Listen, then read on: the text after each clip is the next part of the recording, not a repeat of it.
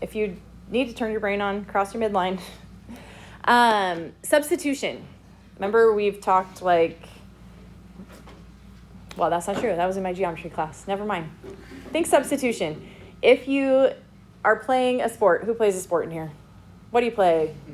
Johnny, you play football. What position are you? D-end. D-end. If you take out a D-end, what are you going to put in? If you come out of the game, you're going to put what in? A D-end. A D-end, right? Substitution means you're taking something out, but putting something of equal value back in, okay? So if you take out a D-end, put in a new one. If you take out a point guard, put in another point guard. If you take out a setter, better put in a setter, right? Someone's got to set that ball.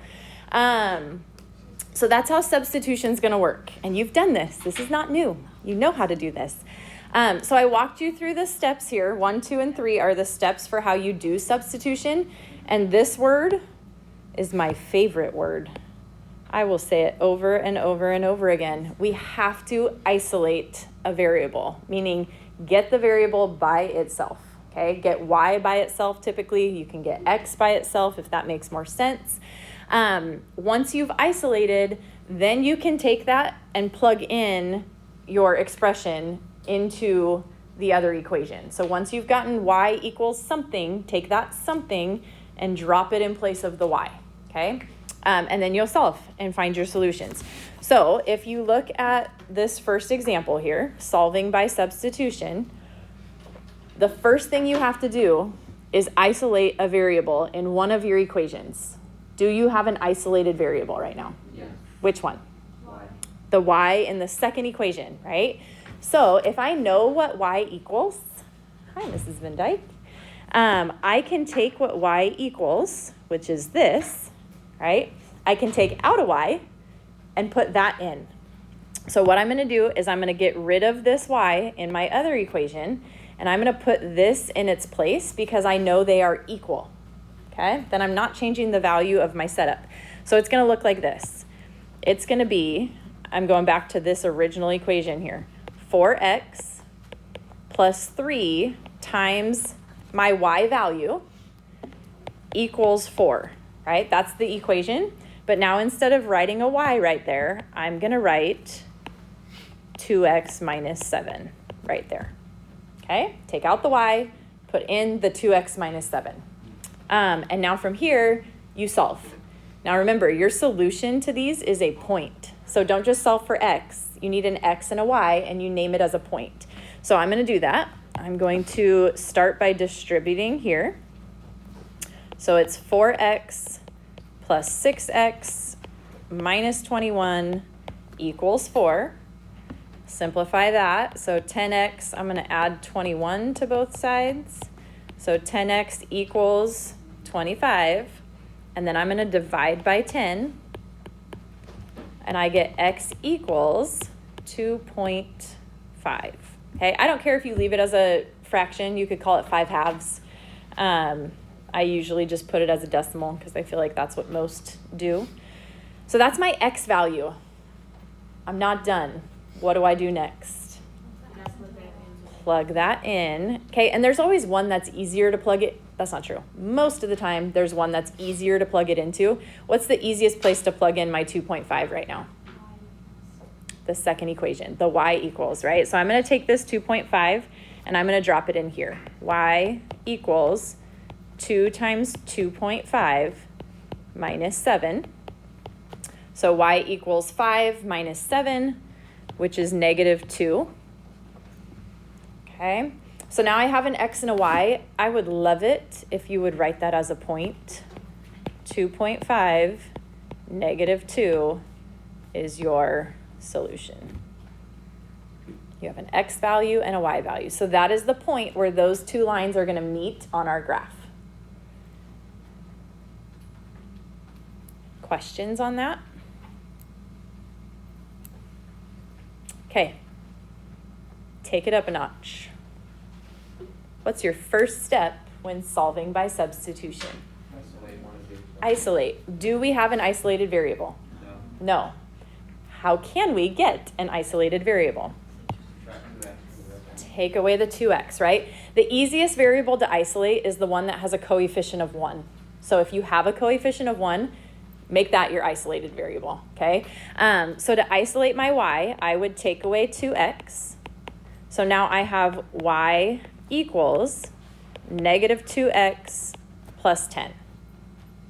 Okay, and if I know what y equals, don't plug it back into the one we just changed, right? Just pretend that one's not even there anymore.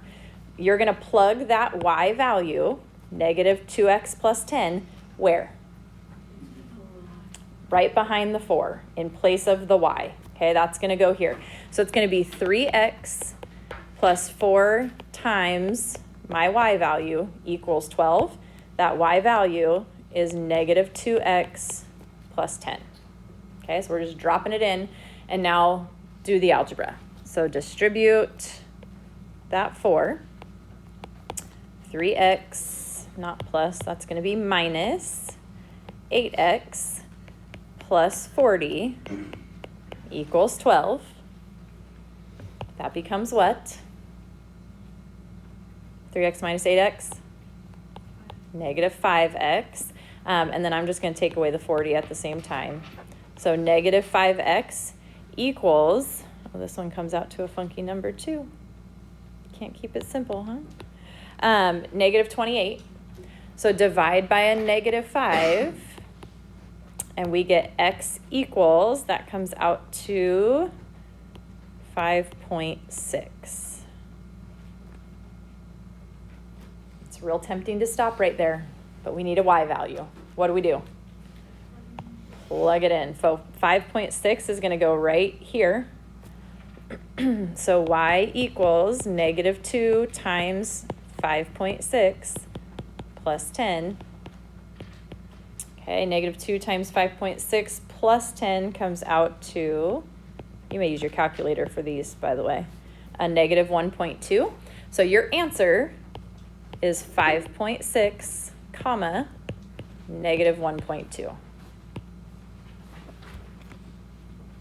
Do you love it?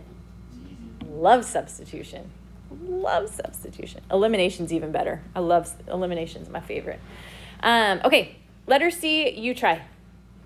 Isolate a variable, solve for x and y, write it as a point. What do you get? Not there yet?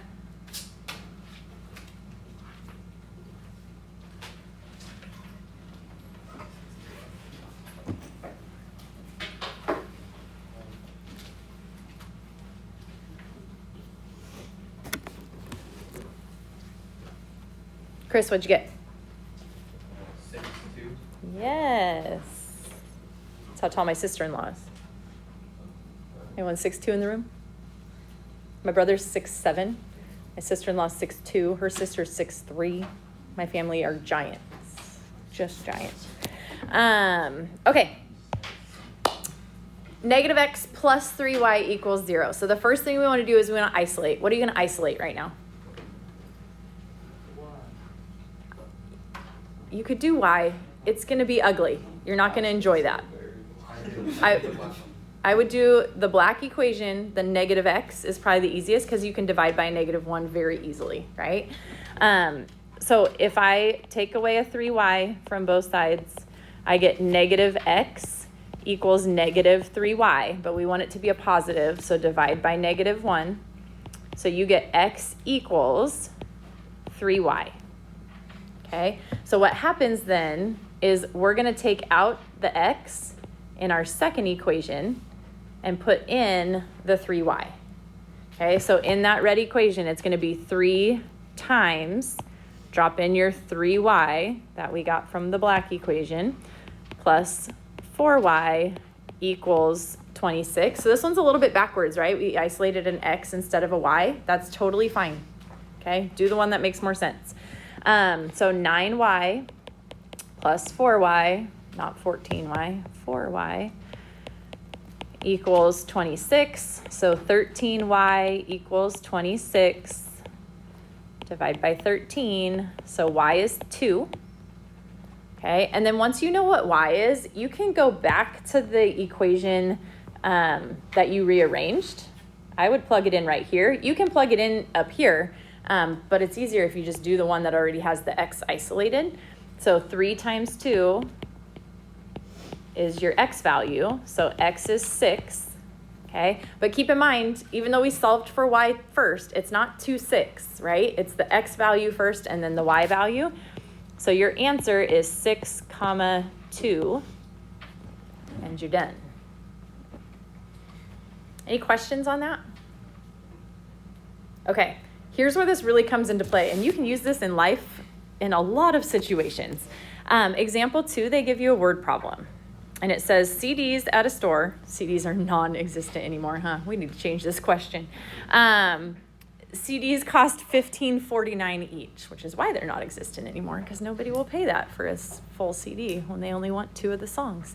Online, they cost $13.99 plus a $6 flat rate shipping. Set up a system where X is your number of CDs and Y is your cost, and find the number of CDs where the cost will be the same. So to set up a system, how many equations are we going to have right now? 2. We're going to have 2 in this setup, okay? So X is CDs, Y is the cost. So the cost of shopping in a store for a CD is what equation? 1549 times however many CDs you buy, okay? What is the cost if you shop online? $13.99 per CD, so times X, plus that $6 flat shipping. Does that make sense, how we're getting that? Okay, so then it says find the number of CDs when the cost will be the same. What is that cost? How do you do substitution right here? You just plug in, you already isolated, right? So we're going to take this, and we know that equals y, and we're just going to substitute. So essentially, we're just setting the 2 parts equal. So 1549x equals 1399x plus 6. So take away 1399x from both sides. You get 1.5x equals 6. And then divide by 1.5, and you get x equals 4. It says, what is the cost? Or find the number of CDs when the cost will be the same, and what is that cost? So what's the number of CDs? 4 CDs. So at 4 CDs, the cost is what? What do you do?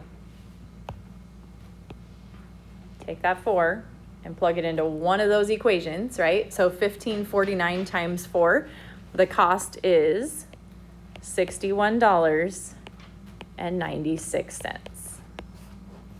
Okay, make sure on word problems, you guys, that you're telling me what is happening. Okay, don't just say 4, 61.96. That doesn't tell me that you understand that when you sell 4 CDs, the cost will be the same at $61.96. Okay, so be specific with word problems, label them appropriately. That would be fantastic. Questions on that?